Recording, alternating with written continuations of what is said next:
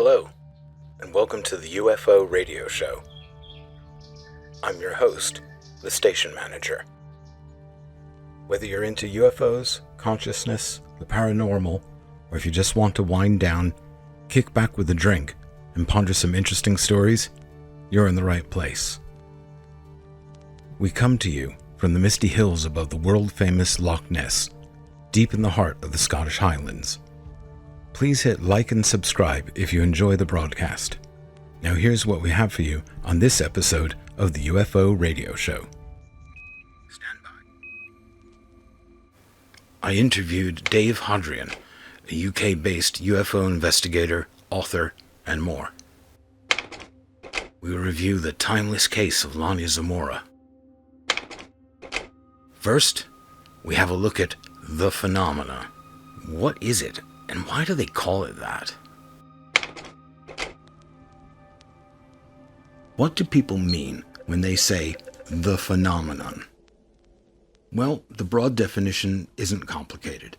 The phenomena is the name that has been attributed to an array of things that are difficult to explain, but keep happening. Of course, it's helpful to have a decent overview of the types of things that could be considered as part of the phenomenon. So let's go through a few of these now. And let's start with UFOs. UFOs are, by far, the most well-known of all the phenomenon subjects. They are often referred to as UAPs. The letters UAP stand for a couple of things. One meaning is related to the term UFO as we all know it. In such cases, UAP stands for Unidentified Aerial Phenomenon.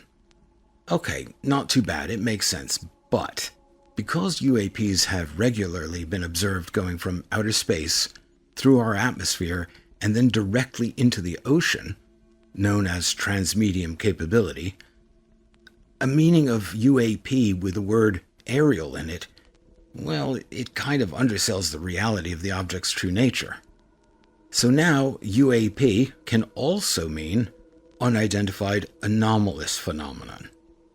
That interpretation of UAP includes things such as glowing orbs of light, swirling clouds of plasma, transparent geometric shapes with other 3D geometric shapes inside of them, and of course metallic structured craft such as discs, triangles, boomerang shapes, egg shapes, tubular craft, shape-shifting structured craft, semi-organic forms, etc., etc., etc.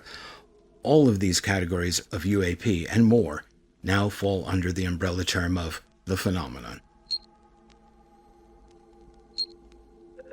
Investigators recognize that a huge number of witness experiences include elements of non-verbal communication by some form of thought transference.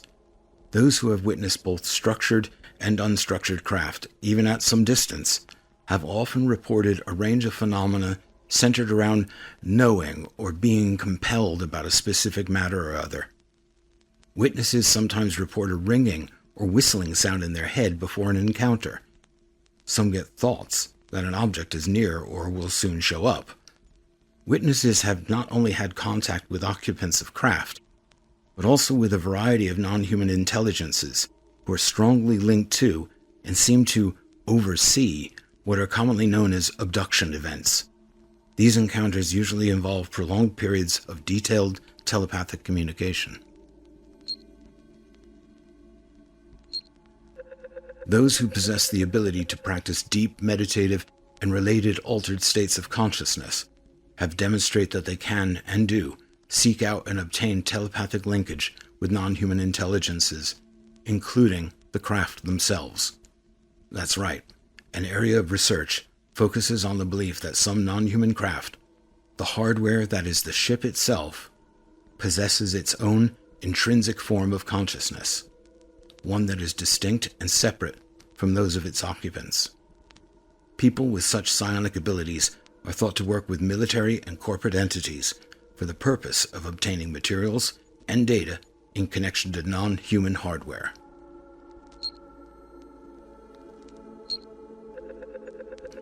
Remote viewing is a consciousness-altering technique where the viewer is able to, using meditative techniques in their mind's eye, visit any time or location, and I mean any time or any location.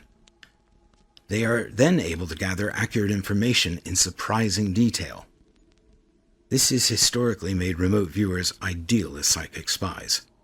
There is strong reason to believe there are still a number of active remote viewing programs within intelligence services, despite statements to the contrary.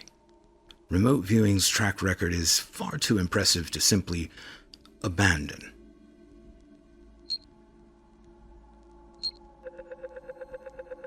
Experiencers themselves have often been as surprised as anyone else by some of the following topics.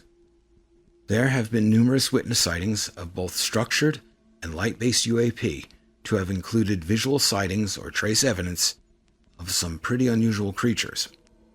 Many have reported such links between Sasquatch and UFO sightings. Many. Other lesser-known creature types and unusual visual anomalies have also made unexpected and surprising guest appearances with structured and non-structured craft. These include energy vortices, camouflage projections, repeating motions, missing time and other temporal events, and these fusion events often happen in clusters. I'm sure you can see what I meant when I said the phenomenon seems more like a spectrum of events rather than one thing in particular. We don't know a great deal about the vast array of subjects within the phenomenon, but we are getting better at working with what we have so far.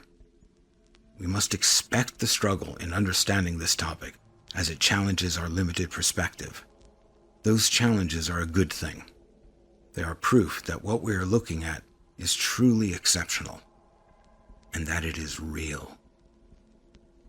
How exciting, an entire vista that is currently beyond most humans' experience, and we all get to take part as the picture unfolds. I'm grateful that I'm here at this point in human history.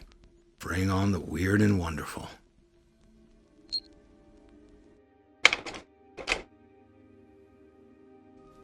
In 1964, 31-year-old Lonnie Zamora was a respected small-town police sergeant in Sirocco, New Mexico. He had worked for the Sirocco police for many years, and he knew the area and the people he served well, and was always ready to step up and do what he knew was right. Lonnie was a straightforward family man with a wife and 2 children, and didn't realize he was about to make a mark on an unexpected page of modern history. At 5:45 p.m., on the afternoon of April 24, 1964, Sergeant Zamora had just started pursuing a speeding car outside the town of Sirocco. During this familiar task, Zamora was distracted by a sudden loud roaring sound and a blue and orange flame rising into the air in the scrubland off of the road and ahead of him. Alarmingly, this seemed to have happened exactly where he knew there to be a storage shack. A dynamite storage shack. The officer was now on high alert. Things could be getting very serious indeed. Sergeant Zamora dropped the pursuit of the speeder and rapidly slowed his car to take a right-hand turning onto a rough and rocky dirt road that led to the shack he feared might no longer be there. The dirt road led up a hill, and Zamora's cruiser struggled for traction, but third time lucky, he made it to the top. He stopped his car for a few moments, as he could finally now see something in the distance. Approximately 800 feet away in a small arroyo, or washout, sat what Lonnie took to be a white, overturned car with a couple of figures in white jumpsuits. One of the 2 turned its head towards the police cruiser as if startled. It looked to Zamora like some kind of vehicle incident had taken place. He radioed in that he had stopped his pursuit and was now investigating a possible car wreck. He requested backup from State Police Sergeant Sam Chavez, a trusted friend and colleague. The rough track carried on down a small gully, and the scrubland, from where the smoke was still rising, could only be seen for random split seconds as the car drove along.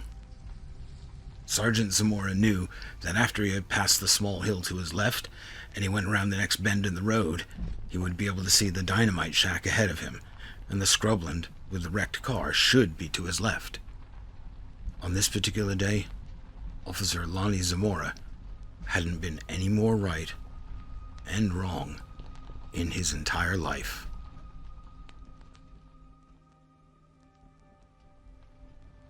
Ahead of him stood the dynamite shack. It was perfectly fine.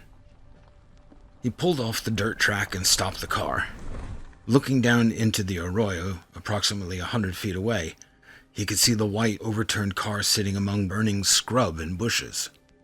He radioed in that he was exiting his car to investigate further. He got out of his cruiser and walked to the rear of the vehicle, taking in a clear, open-air assessment of what was going on. And there it was, in broad daylight, just 100 feet away. But this was no overturned car. It was the size of a car, but not a car. Sitting among the smoldering bushes and scrub was a white, oval or egg-shaped thing. It sat well off the ground on 4 relatively thin legs. It looked shiny. It was so white that it was almost silver, but not mirror-like. The 2 jumpsuited figures he had spotted earlier weren't anywhere to be seen, but Zamora heard 2 or 3 distinct thump noises from the direction of the object. He moved a few paces further and heard something that really scared him. He heard that low, roaring sound again. It built rapidly to a screaming high pitch, getting louder all the time. Blue and orange flames erupted from underneath the craft. Now, old Lonnie was a smart guy, and he wasn't taking any chances. Whatever this thing was about to do, and exploding certainly seemed like it could be high up on that list, he didn't plan on being anywhere near it when it happened.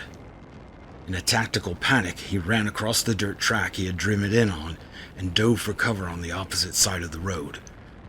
The egg-shaped craft rose up out of the arroyo to a height approximately level with Zamora's car. This was getting too close for comfort. Then, contrary to his expectations, the roaring sound and the blue flame faded away. The craft now seemed to be emitting a humming noise. It settled for a moment, and then smoothly, rapidly, and silently, it headed off to the south-southwest. It cleared the roof of that dynamite shack by a mere 3 feet as it increased speed at a shocking rate, and slipped off into the distance in the blink of an eye. State Police Sergeant Sam Chavez arrived on the scene mere moments after the craft disappeared. He was responding to Sergeant Zamora's call for backup, and further backup was on its way as well. Chavez helped steady Lonnie, who was understandably shaken, and started to go over the events with him. Other officers soon started showing up, and they joined Chavez and Zamora in examining the area where the egg-shaped craft had sat. Scorched plant material over a wide area, burn marks on the soil from the craft's reported exhaust plume, 4 distinct indentations on the hard ground where Lonnie reported the landing legs had rested, and the men also found a few small, humanoid footprints on the dusty ground. The men all helped preserve and protect the evidence until investigators could carry out further tests. This extraordinary case was fully investigated by U.S. Air Force, police, the FBI, Dr. J. Allen Hynek on behalf of Project Blue Book, and the CIA. Every single investigative agency was perplexed by Lonnie Zamora's experience. It had been generally accepted that Lonnie Zamora was a man of impeccable personal, social, and professional character. He served the community faithfully as a law officer for over 15 years. However, 2 years after the anomalous events he experienced while on duty, Lonnie Zamora resigned from the Sirocco Police Department. Here's the key factor he cited for his resignation: unacceptable levels of both public and professional ridicule, mockery, and disrespect in relation to his experience. Mr. Zamora continued to live within and work hard for his family and his community in the area of Sirocco until his death in 2009. I hope Lonnie Zamora's honesty, courage, and dedication has inspired you to dive deeper into his story via the links in the description below.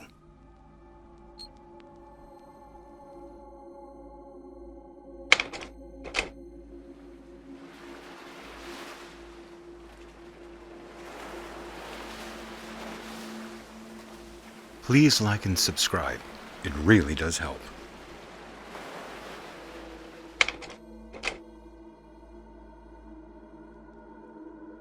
I recently had a chat with a friend of UFO Radio, Dave Hodrien. Dave is chairman and lead investigator for the Birmingham UFO Group, one of the most active modern UFO/UAP organizations based in the UK. He is the United Kingdom Deputy Representative for the International Coalition for Extraterrestrial Research, an organization which seeks to highlight the reality of the UFO/UAP subject to the wider public. And Dave also writes regularly for UFO Truth magazine. He's no lazy man, that's for sure. Good evening, Dave. I hope you're well, and thank you for joining us here on the UFO Radio Show. Thanks very much. Great to be invited on to chat. Well, it's an absolute pleasure. We like communicating with people involved in the phenomenon. How did you get your start on this subject? What inspired you originally? I've just always had an interest in mysteries of the world, really. And I just remember reading a lot of books in growing up, childhood, early teens, on all sorts of aspects of different phenomena, ghosts, yeses, and all that sort of stuff. And I began to get more fascinated in the UFO subject from early teens onwards. Started attending conferences and things like that, and it just became a particular focus of mine. So yeah, truly fascinating subject. It's so fantastic. It intrigues people from a very young age, and it sounds like it did that exactly for you. It did, yeah. I mean, many people get an interest through having an actual experience, sometimes right back to sort of childhood, having a sighting or something, but I never had that. I did much later on, but we can talk about that another time. But yeah, for me, it was just looking into the cases on record and just thinking, these can't all be fake, they can't all be hoaxes or misidentifications. It just seemed to be far too many intriguing cases with some very interesting evidence supporting them. Yeah, I mean, sometimes it seems the idea of that many people lying that many times seems more extraordinary than there being non-human intelligence visiting Earth. Yes, indeed, yeah. Dave, it sounds like you have a lively citizens UFO appreciation and research group in Birmingham, and you've undoubtedly welcomed your fair share of newbies to the subject of modern ufology. What is it like being the first port of call, as it were, for those on the start of their UFO journey? Yeah, it's absolutely brilliant. I just genuinely love it. Truly enjoy sharing my views on the subject with others. Be they skeptical or believers, as it was, or hearing directly from people who've had experiences, which is obviously an element of being an active investigator, both new cases and historic cases that they've had decades before. I also enjoy running Birmingham UFO Group, of course. We've got monthly meetings and a very lively community of open-minded people who attend those. The social side of the subject's really great, and it's always fascinating to talk about aspects of the phenomena with other people, whether they've got a lot of knowledge on it already or very little. I would imagine that a newcomer's enthusiasm adds a bit of zest to the meeting, and other people probably enjoy that process of bringing them up to speed. Yeah, I mean, it's such a big subject that I can just talk about it for hours and hours and hours. So to summarize it very, very briefly is very difficult, but there's some great documentaries out on streaming platforms or directly purchasable. Some of my favorites are documentaries released by James Fox and also Jeremy Corbell over the years. And there's also, of course, hundreds and hundreds of books on the subject available. Yeah, I have to agree. My first review on our first episode was of The Phenomenon by James Fox. Oh, yeah. An absolute favorite of mine. It's an excellent documentary. Yeah, and our whole task here is to point people in the direction of rabbit holes so they can enjoy the trip into the rabbit hole. What do you think is keeping people actively seeking out information on UFOs? I mean, it has a history, and in fact, there was a program set up to ridicule and to mock the subject to keep people away from it. Despite that, and it's still there, we can still feel it. Despite that, what do you think keeps people seeking out the information and finding groups like yours? Well, I think it's just a genuinely fascinating subject, and as soon as people start to look into it, they realise that there's something going on with all of this. All the time, new evidence is coming to the fore with this. It's very, very important to be aware that some of that evidence is obviously going to be hoaxed and incorrect, but a lot of it is still very, very interesting. I couldn't agree more. So what you're saying is there's almost nothing in this subject matter of any interest to anyone. It's the opposite. It is a lively subject with a lot of different offshoots from it. Is there anything that newcomers fail to realize or are really surprised by when they contact yourself? And you know, maybe a lot of people listening to this already know some of these things, but for those who may be considering whether they want to dig deeper into this, what are some of the surprises that some people may well have waiting for them around the corner? Yeah, well, I mean, obviously most people use the internet these days, and firstly, there's the big surprise that there's all sorts of nonsense out there about the subject. You've always got to be wary. But I think when people start looking into the subject seriously, they're often really fascinated by the similarities in the reports given all around the world for decades, even dating back thousands of years in some cases. Yeah. And those similarities exist because it's real. The phenomenon is real, and it's going on a global level. Wow. A lot of the small details, the subtle, seemingly ignorable details, are often the ones that make people realize that these events have something in common. It's an intuitive sense that something else that we haven't really begun to define or identify is happening here. Would you say that's one of the main draws? Yeah, 100%. Yeah, as I said, the similarities point towards a reality going on with this. It's really fascinating when I talk with people who have very little knowledge of the UFO subjects, and sometimes they'll interpret their experiences in other ways. Yeah, so they might describe seeing a giant insect, or like having a weird dream where they spoke with a giant insect. Or if they've got a religious background, they might view, if had a contact experience with beings, they might view them as angels, yeah, and they might say, "Oh, I had a experience with angels." And it's only when they start looking into the contact subject specifically that they realise that lots of other people have seen the same thing, the same type. They start hearing similar descriptions with different names and different words. And I'm sure this is quite intimidating for people. They think, how could I possibly keep all these angles on these issues straight in my head? And it can be difficult, but it's also part of the fun of it. I think one needs to go in with a mind practiced in critical thinking, humble and critical thinking. I want to ask you a personal question. How many cases would you say you've looked into in depth? In terms of sightings of UFOs, definitely over 1,000. Wait. Over 1,000? Yeah. I'm currently documenting them in a large database at the moment, so people will be able to filter it down and that sort of thing and see similarities and patterns. Goodness gracious, that is a lot of work, and I commend you for taking that on. Yeah, that's impressive, man. That's very impressive.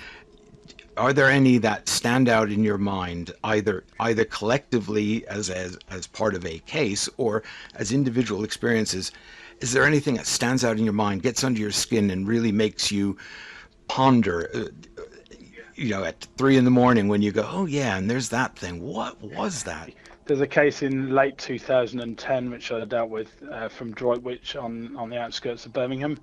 And involved a family, and primarily focused around the mother of the family. The focus of my initial investigation was around 2 abduction experiences that happened within 6 days of one another. The first of these incidents, it began with a UFO sighting. It ended up with an experience where she was free floating in this space and could sense these small beings around her. They performed this examination procedure on her. After this first experience, Her husband didn't really believe her. She told him, and he just thought she'd had this kind of vivid nightmare. But he actually happened to make security cameras for a living. He said, well, we'll set up a camera, a night vision camera in the room, watching us when we drop off to sleep, yeah. And that way, if you're being watched, nothing will come and get you. It's set her mind at ease, and they started to do that. They set it going at night time. She settled down and was able to sleep again. After 4 days of this camera being set up, she has a second experience. This time it doesn't start with a UFO sighting. She just immediately finds herself in this other place. So she couldn't remember kind of being lifted up in the light. Some people do remember that, the travel, but she couldn't at all. She just found herself in this other place, and she was on this table underneath a sheet, and there was this little doctor chap next to her, which was, again, with a screen memory. It was actually a grey, putting on the appearance of a doctor. Under hypnosis, she started to see past that mask that had been put up and see it for what it actually was. It performed a body scan type thing on her this time. So this experience went on a short while, and then all of a sudden, bang, she's back in the bedroom. She wakes up with a start. Feels very real and vivid to her. Didn't feel like a normal dream at all. She doesn't wake her husband up this time because she's thinking, you know, he's not going to believe me anyway. So she just lies there a while and then drops back off to sleep. But of course, in the morning, she thinks something's weird's happened. She's going to go and check the camera. So they start looking through this night footage. There they are, lying there all night long, hour after hour after hour. Gets to about 3:33 in the morning, starts to kick off. The bedclothes all of a sudden, it looks almost like she's arcing her back really, really steeply in the bed, which is really bizarre. And then all of a sudden, it just kind of folds inwards and goes ridiculously flat. To all intents and purposes, looks like she's gone from the bed, from under the covers. This is on video? Yeah, and then... Good gosh. Then about 14 minutes later, the sheets kind of fly right up in the air, and then when they settle back down, she's kind of moving around a bit, but is back there. Now, she had no knowledge this was on this camera. I can assure you categorically that she was very, very upset about the video footage. She didn't want it to be real. It was kind of like, in a way, seeing that kind of showed her that something actually had happened with it. She was quite traumatized by what was going on with this. And I've got no doubts at all. It 100% was not a hoax. I'm not going to 100% tell you that it's an abduction caught on camera either, yeah. There's a possibility that it's some sort of weird optical illusion. It's an interesting part of a very big detailed case that took a long time to document. And everybody's free to believe their own mind as to whether that shows a real abduction or not. I asked you for a heck of a story, and you've given us one. Yeah, I'm going to be thinking about that for a while. Well, listen, Dave, thank you so much for spending this time with us. As usual, having these sort of conversations is a true education. I wish you the very best of luck with your array of impressive efforts. And thank you very much. And thank you, and I'm certain we are definitely going to be speaking again in the future. Thanks for participating in the UFO Radio Show, and we will speak soon. Thanks. And that's all we have for now. This is the station manager asking you to join us again soon for another episode of the UFO Radio Show.